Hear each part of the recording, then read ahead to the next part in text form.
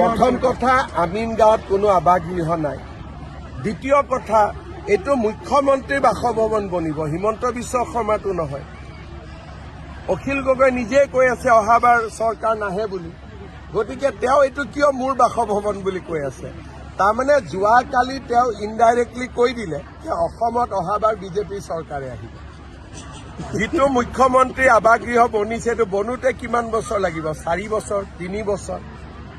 মইতো ভাবো যে ইমান এইটো হোৱালৈকে মোৰো থকাৰ সৌভাগ্য নহ'ব, কাৰণ অসমত 6 বছৰ 7 বছৰ লাগে এইবোৰ বনিবৰ কাৰণে।